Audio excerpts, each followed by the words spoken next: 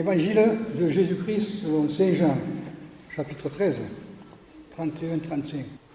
Au cours du dernier repas que Jésus prenait avec ses disciples, quand Judas fut sorti du cénacle, Jésus déclara : « Maintenant le Fils de l'homme est glorifié, et Dieu est glorifié en lui. Si Dieu est glorifié en lui, Dieu aussi le glorifiera, et il le glorifiera bientôt. Petits enfants, c'est pour peu de temps encore que je suis avec vous.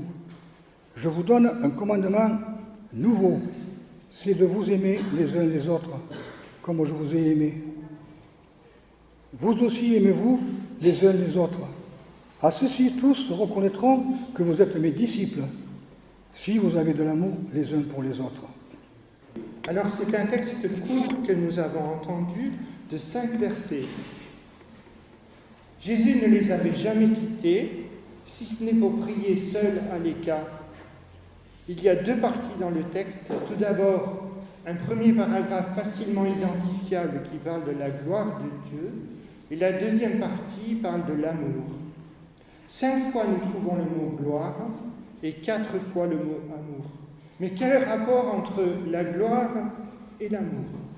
La gloire est le commandement, la gloire est la nouveauté apportée par Jésus, la gloire est comme je vous ai aimé. Premièrement, donc, la gloire de Dieu. Gloire et amour sont difficiles à comprendre côte à côte. Dans le langage courant, la gloire et l'amour semblent opposés souvent. En effet, la gloire n'évoque pas forcément quelque chose de positif.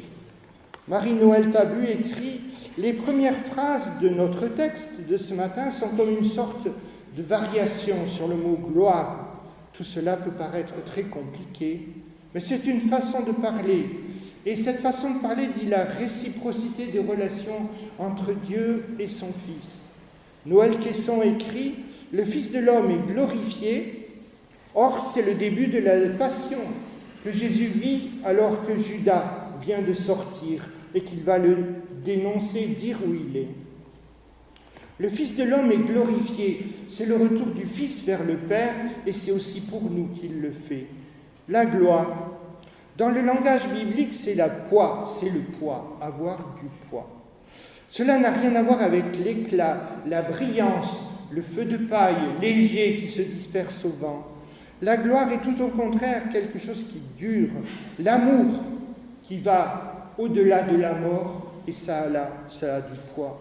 Ainsi, si la gloire humaine va avec la renommée, la popularité, la gloire biblique va avec la qualité de la personne, ses racines, son poids, sa densité en Dieu le Père. Bref, la gloire, c'est ce qui donne du poids à la vie, du poids à nos actes. À propos, te souviens-tu de la main qui écrit un jour sur le mur ? C'est dans la Bible. Menez, tekel, pharès. On trouve cela dans Daniel 5, le prophète. Il s'agit du roi de Babylone qui festoie avec les coupes saintes du temple de Salomon qu'il a volé. Et une main alors écrit sur le mur. Et Balthazar, ce roi, demande qui peut décrire ce message, qui peut l'expliquer ? Daniel. Un juif exilé, lui seul peut expliquer le signe. Est-ce que vous avez connu les jeux des 1000 francs à la radio ? Et je sais que mon père l'écoutait avec Lucien Jeunesse maintenant. Vous voyez, je suis vieux, 60 ans. Vous verrez quand vous aurez mon âge. Donc mon père écoutait ça. Lucien Jeunesse. Et alors il y avait cette question et mon père disait « Je sais la réponse, je sais la réponse, je sais la réponse ». Une question biblique. Voilà, que veut dire cette main qui écrit « Menez, tekel, pharès ». Cela veut dire compter, peser justement et diviser. Peser parce que Balthazar ne fait pas le poids devant Dieu avec tous ses amusements et ses folies. Et diviser parce que son royaume sera maintenant divisé. Une bonne question pour le jeu des 1000 € maintenant. Qu'est-ce donc que rendre gloire à Dieu ? Rendre gloire à Dieu, c'est lui rendre tout son poids, lui rendre toute sa valeur. Il compte pour moi, il compte dans ma vie. Oui, Judas est sorti, mais Jésus change la puissance de la mort. Elle devient encore là un espace pour glorifier Dieu, pour dire Dieu et lui rendre gloire. Le poids. Je ne vous cache pas que j'ai trouvé beaucoup de jeux de mots et de réflexions par rapport au poids. Par exemple, donner du poids, du sens à sa vie, ça j'en ai déjà parlé, mais aussi donner du poids à ceux qui n'en ont pas, à ceux qui sont sans voix. C'est donner du poids, de la valeur aux autres. Ils comptent pour nous. Vous avez peut-être aussi entendu parler d'un feuilleton à la télé. Ce feuilleton, il s'appelait Amour, gloire et beauté. Misère. On appelle ça un soap, un savon, hein, comme Dallas ou Santa Barbara. Vous verrez quand vous aurez 60 ans, vous aurez des souvenirs. Alors les paroles de la chanson, attention, accrochez-vous au banc. Amour, gloire et beauté, des mots qui font rêver, des têtes qui font tourner depuis l'éternité. Amour, gloire et beauté, c'est comme la liberté, on doit en hériter, sinon il faut les gagner. Qu'est-ce qui donne de la consistance à notre vie, du poids à nos paroles, et même dans les plus petites choses? Que votre parole soit toujours pleine de grâce. On dit tellement de paroles légères, à l'emporte-pièce, sans réfléchir, et on le regrette après, c'est dit. Le poids d'une personne équivaut à sa proximité avec Jésus-Christ. C'est ça qui donne de la consistance, du poids, de la valeur à nos paroles, à nos actes, à nos pensées. Après la gloire, maintenant nous allons parler d'amour et on commence déjà à comprendre le rapprochement entre les deux. Aimez-vous les uns comme les autres, les uns les autres. Mais peut-on commander d'aimer ? Alors Philémon de Gaza, quant à lui, Philémon de Gaza, on dit que c'est un moine qui a découvert des manuscrits dans le monastère au pied du mont Sinaï. Et en fait, c'est faux. C'est complètement faux. C'est un pseudépigraphe. C'est-à-dire que Daniel Bourguet, c'est lui le vrai auteur, dit qu'il a trouvé des documents anciens dans le monastère au pied du Sinaï, mais en fait, c'est toute une invention pour ne pas dire son vrai nom. C'est Daniel Bourguet qui écrit, et ça a été un de mes proches lorsque j'étais étudiant en théologie à Montpellier. Voilà ce qu'il écrit. Donc quand je vous dis Philémon de Gaza, c'est pas vrai, c'est Daniel Bourguet, hein, voilà. Mais il écrit de belles choses. C'était longtemps le prieur de la fraternité des veilleurs, et j'en faisais partie. Mes petits-enfants, jamais Jésus ne s'est adressé de la sorte à ses disciples. Le traître est parti, Jésus va être arrêté et il nous parle d'amour. Comme je vous ai aimé, c'est-à-dire comme je vous ai montré. Ce qu'il faut comprendre, c'est que vivre en chrétien BG, bon chic, bon genre, qui regarde son feuilleton Santa Barbara à la télé, ça marche. Selon la tradition, c'est-à-dire vivre en chrétien selon la tradition, mais ça, ce n'est pas original. Ça, ce n'est pas original. Mais ce qui est nouveau, c'est comme je vous ai montré, car aimer comme Jésus, là, c'est différent. C'est quelque chose de très neuf. Ignace de Antioche, au IIe siècle après Jésus-Christ, écrit « Son amour en nous, c'est une nouveauté de vie. C'est lui qui met son amour en nous. » En effet, il ne s'agit plus d'aimer comme soi-même. Il s'agit d'aimer comme Jésus. Et là est tout le changement. Il me permet, Jésus, d'aller beaucoup plus loin que comme moi-même, que comme je pense, comme je sais faire. Heureusement. Philémon de Gaza écrit « Comme moi-même, si je suis malade. Et si je souffre par rapport à ma propre identité, comme moi-même, c'est limité, c'est biaisé. Mais avec Jésus, il n'y a plus d'ambiguïté. Comme moi-même, dit Jésus, tu as là un divin modèle. Les règles, on en a besoin pour vivre ensemble, pour se protéger, les lois. Mais la loi de Jésus, c'est dépassement de la loi. Mais moi, je vous dis, toujours plus loin, avec le Saint-Esprit et une parole adaptée, parce que le Saint-Esprit nous dit, il y a la loi générale et le Saint-Esprit qui me dit d'aller plus loin. Qu'en est-il? De quoi parle-t-on? On parle ici de agapé, l'amour divin. Aimer comme Jésus, c'est aimer résolument, contre vent et marée. C'est aimer gratuitement, d'une façon toute désintéressée. Comment est-ce possible? Parce que c'est un amour reçu et un amour donné. Il s'agit d'un amour reçu et d'un amour donné. Dans la foi chrétienne, ce qui est particulier, c'est que tout est donné. Et tout doit être partagé avec l'aide du Seigneur. Cyril d'Alexandrie, au 5e siècle après Jésus-Christ, dit « Le résumé de la loi, tu aimeras le Seigneur ton Dieu, ton prochain, nous l'avons déjà. Ce qui est nouveau, c'est ce comme je. Cela implique que nous cherchions en lui le secours, les ressources nécessaires, et non pas selon mes propres moyens. Parce que sinon, je vais serrer les dents, je vais serrer les poings dans les poches. Mais comme le Seigneur me montre, comme l'Esprit me parle. Philémon de Gaza écrit « Jésus leur annonce qu'il va revenir en eux. Il pourra nous aimer, Jésus, de l'intérieur, par son Esprit.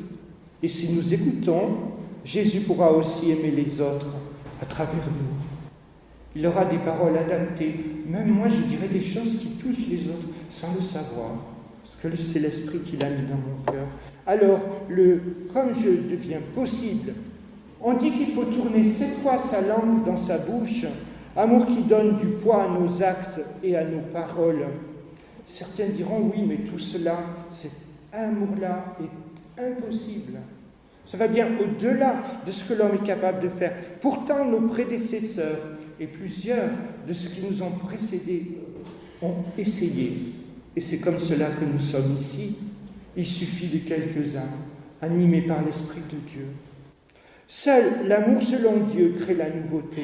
Il fait de chaque jour une palette de possibilités. Seigneur, envoie-moi. Seigneur, conduis-moi.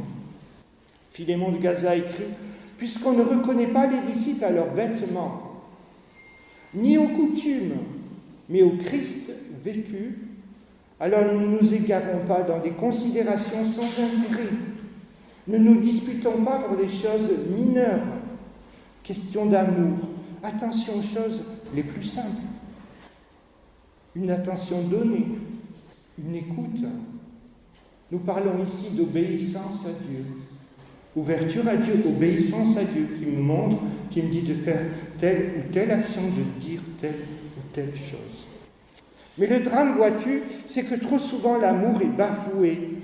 C'est presque choquant. Je lisais pour quelques dimanches plus tard la parabole du fils prodigue.